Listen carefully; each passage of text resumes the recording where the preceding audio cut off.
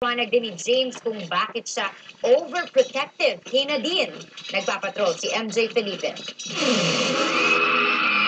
Umalingaw-ngaw ang sigawan ng halos 20,000 dumalo sa Kapamilya Christmas Tree event ng ABS-CBN at Dreamscape Entertainment kahapon. May early Christmas tree ang mga bida ng Doble Cara, ang probinsyano, habang apaw ang kilig ng kantahin ng JD ang theme song ng On the Wings of Love. Mas tumindi naman ang kilig fever sa trending eksena ng romantic proposal ni Clark kay Leia. Na-excite ako for Clark and Leia. Hindi na siya for show lang, hindi na siya para sa green card na lang. Ito totoo na po talaga siya. Pero para sa mga otwolistas, ang love-tampuhan relationship ni na Clark at Leia ay nagko-crossover na sa totoong buhay. Kung may mga nahuhuling sweet moments, meron ding caught on cam na tampuhan. Gaya ng pagsita ni James sa sexing suot ni Nadine noong isang linggo.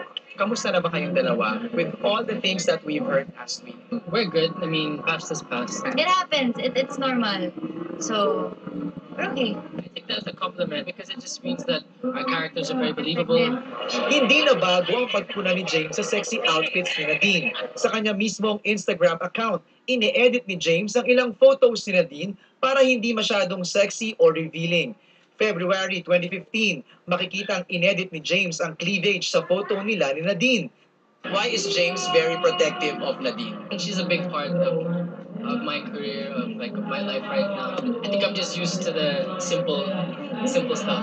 We have to protect each other pag talaga. It can't be just me, ako lang na ako. It can't be just him, siya lang. Na-appreciate mo yun, Nads, na James protective? Yeah. Sa kabila ng kanilang maliliit na tampuhan, mas nangingibabaw ang kanilang matibay na pagkakaibigan. The fact that we're friends, it helps. We want it to be ganun lang. Simple lang ang mensahe nila sa kanilang loyal fans. We're good. Relax. MJ Felipe, ABS-CBN News.